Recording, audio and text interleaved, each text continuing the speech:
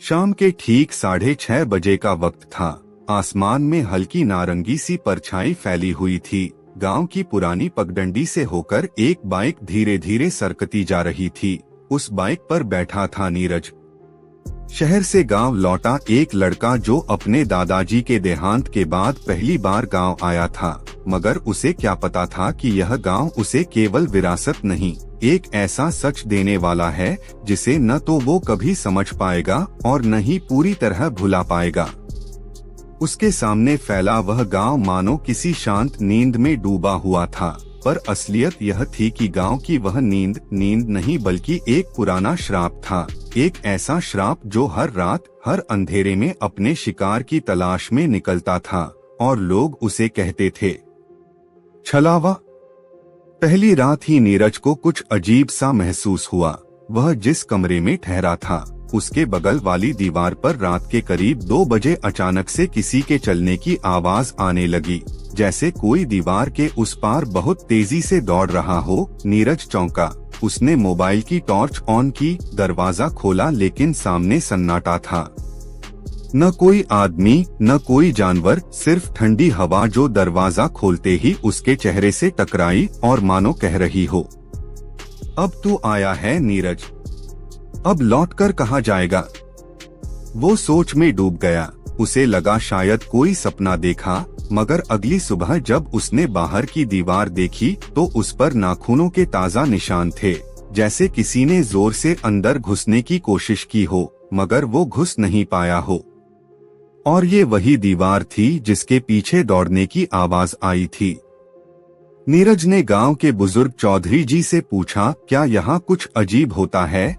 चौधरी जी की आंखें झुक गईं, आवाज धीमी हो गई, बेटा, इस गांव में हर तीसरी पीढ़ी में कोई न कोई इस छलावे का शिकार होता है। वो कोई आत्मा नहीं, कोई परछाई नहीं, वो एक भ्रम है, मगर ऐसा भ्रम जो सच से भी ज्यादा सच्चा लगता है।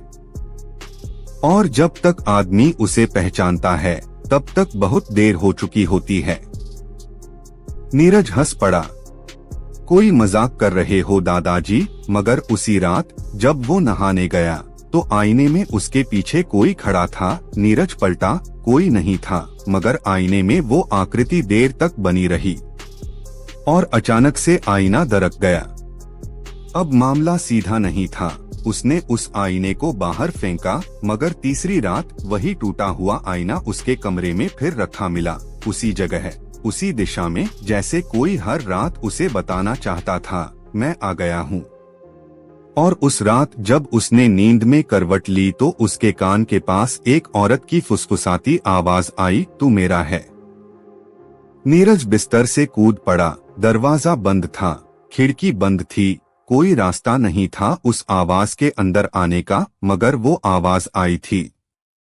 और फिर वो दीवार पर खून से लिखा दिखा, अब तू बचेगा नहीं। नीरज की हालत बिगड़ने लगी। उसने अगली सुबह गांव छोड़ने का फैसला किया, मगर जाते वक्त गांव की चौपाल पर बैठी एक बूढ़ी औरत ने उसका रास्ता रोक लिया। उसके होंठ फटे हुए थे, आंखें सफेद। जिसने छलावे को देख लिया वो इस मिट्टी में ही समा जाता है। अब तेरी बारी है, वापस जा, वरना जिस गाड़ी से जाएगा वो सीधी खाई में गिरेगी। नीरज ने ध्यान नहीं दिया।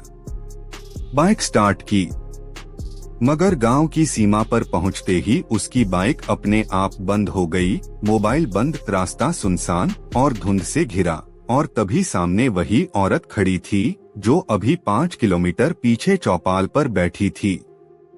अब नीरज की चीख निकली, लेकिन आवाज उसके गले से बाहर नहीं आई, क्योंकि छलावा अब उसके भीतर समा चुका था। क्या नीरज वाकई किसी आत्मा का शिकार बना, या ये सब उसके दिमाग का वहम था, या छलावा सिर्फ डर की एक कल्पना है जिसे गांव ने पाल रखा है, या कोई है जो अब भी हर रात नए शिकार ढूंढता है। नीरज की आंखें खुली तो वो जमीन पर पड़ा था। धूल से सनी हुई उसकी शर्ट, चेहरे पर खरोंचे, होंठ सूख चुके थे। उसे याद नहीं आया कि वह कैसे गिरा, बाइक कहाँ है और वो बूढ़ी औरत कहाँ गई। चारों ओर झाड़ियों का जंगल था, धुंध इतनी घनी कि 5 फीट आगे कुछ दिख नहीं रहा था, और इसी धुंध के बीच से किसी के सांस लेने की आवाज आ रही थी, मगर यह सांस इंसानी नहीं थी। धीमी, लयबद्ध, मगर भारी, ऐसी जैसे कोई बहुत भारी चीज सांस ले रही हो, और वो भी उसके ठीक कान के पास। नीरज धीरे से उठा, मगर उसकी रीढ़ की हड्डी में एक झटका सा महसूस हुआ, जैसे किसी ने उसकी पीठ पर हाथ रखा हो और वो हाथ आज भी वहीं छूट गया हो। उसने आंखें खोलकर देखा। उसके सामने एक नीली धोती में लिपटी महिला खड़ी थी, जिसकी आंखें नहीं थीं, केवल 2 जलते हुए छेद थे, और माथे से लटकता हुआ लाल धागा, जो हवा में नहीं हिल रहा था। नींद और चेतना के बीच झूलते हुए उसने खुद को भागते देखा, मगर कदम वहीं थे, धरती वहीं, और वो महिला अब बोल रही थी, तू मेरी आखिरी सांस है। अगर तू गया, मैं फिर माटी में दब जाऊंगी। मैं नहीं चाहती अब और इंतजार करना। नीरज ने पूरी ताकत से आंखें बंद की, और जैसे ही खोली, वह अपने कमरे में था। वही पुराना लकड़ी का बिस्तर, वही छत पर लटकता पंखा, लेकिन अब पंखा घूम नहीं रहा था, बंद था, और टेबल पर रखा उसका मोबाइल अपने आप रिकॉर्डिंग मोड में चला हुआ था। उस पर रिकॉर्ड हुआ एक ही वाक्य था, तेरी सांस अब मेरी है। नीरज पूरी तरह पसीने में भीग चुका था। उसकी माँ जो रसोई में थी, उसे बुलाकर लाई, बेटा ठीक है न? मगर नीरज अब खुद को नहीं पहचान पा रहा था। आईने में उसका चेहरा हर बार थोड़ा बदल जाता। एक बार उसकी आंखें लाल दिखती, दूसरी बार होंठ फटे हुए, और एक बार तो पूरा चेहरा किसी औरत जैसा लगने लगा। मगर जब उसने पीछे देखा, तो वहाँ कोई नहीं था। उसने गांव के पुरातन मंदिर में जाकर पंडित से पूछा, क्या इस गांव में कोई आत्मा वाकई बंधी हुई है? पंडित जी ने नजरें झुकाईं। एक समय था जब सावन के महीने में एक महिला, जिसका नाम रत्ना था, गांव की घाटी में कूदकर जान दे दी थी। कहा जाता है कि उसने छलावे की विद्या सीखी थी, लोगों को भ्रमित करने की, उनकी पहचान चुराने की, उनकी आवाज अपनाने की। और अब हर तीसरे दशक में वो वापस आती है, किसी न किसी की सांस बनकर। नीरज अब खुद को रोक नहीं पा रहा था। रात को उसे सपने आते जिनमें वो खुद औरत बन जाता, नीले कपड़े पहनता, और गांव के बच्चों को बुलाकर कहता, आ जाओ, मैं रत्ना हूँ। एक रात जब उसने आंखें खोली, तो खुद को गांव के पुराने कुएं के पास खड़ा पाया। उस कुएं में नीचे से आवाज आ रही थी, कोई हंस रहा था, कोई उसे बुला रहा था, और वो आवाज उसकी अपनी थी। नीरज, चल कूद जा, तू मैं है, मैं तू हूँ। उसने पीछे मुड़कर देखा, तो उसके शरीर की परछाई कुएं के दूसरी तरफ थी, जैसे वो 2 जगह एक साथ मौजूद हो। और अचानक कुएं में से एक हाथ निकला, वही लाल धागा बंधा हुआ हाथ, जो हवा में स्थिर था, और वो हाथ नीरज का था। उसके होश उड़ गए। उसने वहां से भागने की कोशिश की, मगर अब पैर जमीन में धंस रहे थे, जैसे मिट्टी उसे अपने अंदर खींच रही हो। तभी पीछे से फिर वही आवाज आई, तू जब तक सांस ले रहा है, मैं जिंदा हूँ। तेरी हर सांस अब मेरी बन गई है। और अगली सुबह गांव में खबर फैली, नीरज अब गांव में नहीं था। उसका कमरा खुला था, मगर बिस्तर पर मिट्टी की परत थी, दीवार पर खून से लिखा था, मैं उसकी सांस बन गई हूँ। और सबसे अजीब बात, गांव के हर बच्चे को रात से एक ही सपना आ रहा था, रत्ना फिर से जिंदा हो गई है। क्या नीरज का अंत हो गया, या उसका शरीर अब रत्ना का नया माध्यम बन चुका है? क्या छलावा केवल भ्रम है, या एक परजीवी जो शरीर नहीं बल्कि आत्मा को घेरता है? गांव के स्कूल में पढ़ाने वाले एक वृद्ध मास्टर जी, जिनका नाम था किशोरीलाल, उन्होंने नीरज की गुमशुदगी की खबर सुनते ही अपने पुराने संदूकों में से एक संदूक निकाला। यह वही संदूक था जो उनके दादा ने उन्हें सौंपा था, और उसमें पड़ी थी रत्ना की डायरी। उस डायरी के पहले पन्ने पर लिखा था, जो मुझे पढ़ेगा वो खुद को खो देगा, लेकिन वो जान जाएगा कि छलावा कैसे बनता है। मास्टर जी कांपते हाथों से पन्ने पलटते गए और जैसे जैसे शब्द सामने आते गए कमरे की हवा भारी होती गई, जैसे दीवारों ने भी सुनना शुरू कर दिया हो। रत्ना ने अपने पहले पन्ने में लिखा था, मैं कोई आम औरत नहीं, मैं उस विद्या की अंतिम साधिका हूँ जो मनुष्य के रूप में भ्रम पैदा कर सकती है। मैं एक चेहरा नहीं हूँ, मैं हर वो शक्ल हूँ जो तुम्हारे डर में पलती है। उसके शब्दों से साफ था कि रत्ना ने छल विद्या सीखी थी, एक ऐसा तंत्र जिससे वह किसी की पहचान चुरा सकती थी, किसी की सांसों पर कब्जा कर सकती थी, किसी के सपनों में घुस सकती थी। लेकिन सवाल ये था कि नीरज ही क्यों रत्ना ने 30 साल बाद उसी को चुना। मास्टर जी ने जैसे ही अगले पन्ने को पढ़ा, उनकी आंखें फटी की फटी रह गईं। उसमें लिखा था, जिस पुरुष का खून मेरी मृत्यु के दिन घाटी में गिरा था, उसका वंशज जब भी इस मिट्टी पर कदम रखेगा, मैं उसकी सांसों के जरिए पुनर्जन्म लूंगी। वो मेरा मार्ग बनेगा और उसकी आत्मा मेरी छाया बन जाएगी। किशोरीलाल ने तुरंत अपने दादा की डायरी भी निकाली, जिसमें दर्ज था कि रत्ना की आत्महत्या के दिन घाटी में सिर्फ एक आदमी मौजूद था। उसका नाम था शिवनारायण, और शिवनारायण कोई और नहीं बल्कि नीरज के दादा थे। इसका मतलब साफ था, रत्ना ने अपने मरने से पहले जो खून बहाया वो नीरज के वंश से जुड़ गया, और अब वह अपने पुनर्जन्म के लिए उसी खून का इस्तेमाल कर रही थी।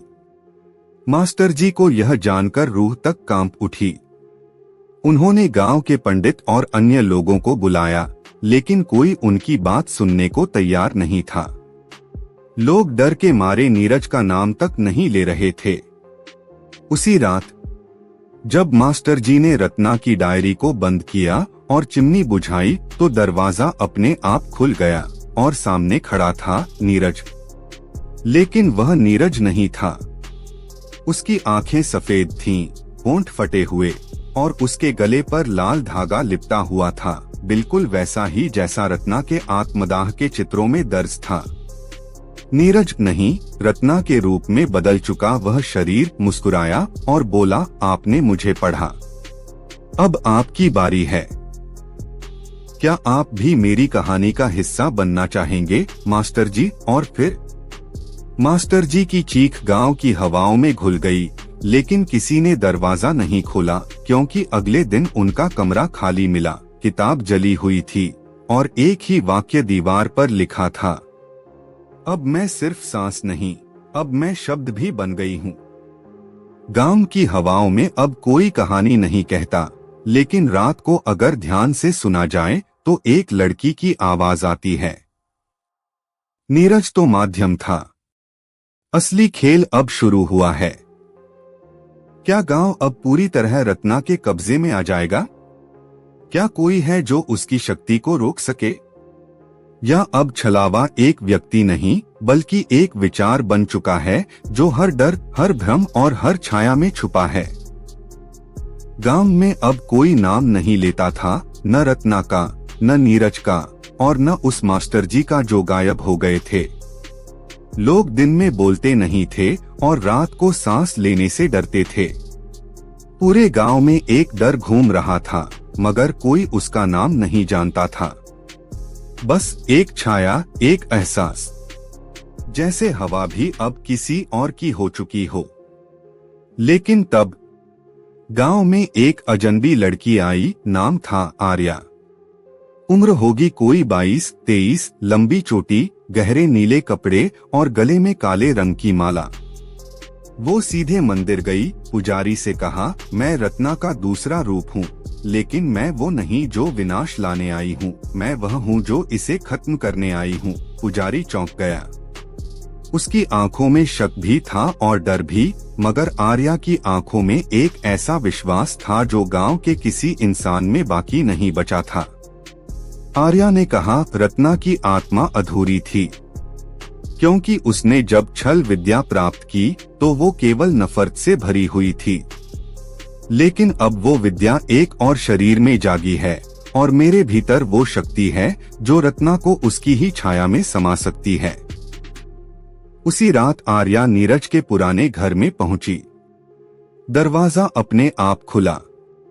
अंदर अंधेरा नहीं था, बल्कि एक अजीब चमक थी, नीली, ठंडी और बर्फ जैसी, जो हड्डियों को सीधा छू रही थी। दीवारों पर वही लकीरें थीं, वही शब्द, सांस मेरी है। शब्द भी अब मेरे हैं। आर्या ने आंखें बंद की और मंत्र पढ़ने लगी, मगर तभी उसकी आंखें खुलीं और सामने रत्ना के रूप में नीरज खड़ा था। आंखें लाल, आवाज मर्द और औरत दोनों की। तो तू आ गई मेरी शक्ति को खत्म करने। हाँ, भूल गई कि मैं तुझी में समाई हूँ। आर्या चुप रही। उसने जेब से लाल धागा निकाला, वही धागा जो सदियों से रत्ना की आत्मा को बांधे रखता था। उसने उसे अपने गले से निकाला और जमीन पर रखा और कहा, अगर तू मुझ में है तो मैं ही तुझे खत्म करूंगी। तभी जमीन कांपने लगी, हवा रुक गई, कमरे की दीवारें पिघलने लगीं और अचानक पूरा घर धुआं बन गया। रत्ना की आत्मा चीखती रही, तू मुझे मिटा नहीं सकती। मैं सांसों में रहती हूँ, मैं नामों से जिंदा हूँ। आर्या ने चिल्लाकर जवाब दिया, तू नाम से जिंदा थी, मैंने वो नाम मिटा दिया। और तभी नीरज की देह जमीन पर गिर पड़ी, शांत, ठंडी, और रत्ना की आत्मा एक चीख बनकर फिजाओं में बिखर गई। गांव में अगले दिन पहली बार सूरज पूरी तरह निकला था।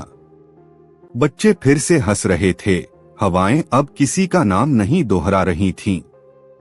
आर्या ने गांव छोड़ते वक्त एक बात कही, छलावा खत्म नहीं हुआ है, वो बस रुक गया है। हर इंसान के अंदर एक रत्ना छुपी है जो डर से नहीं, प्यार से जागती है।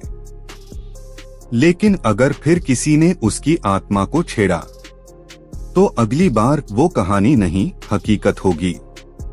और इस तरह एक कहानी खत्म हुई नहीं, बस सो गई है, अगली सुबह जगने के इंतजार में।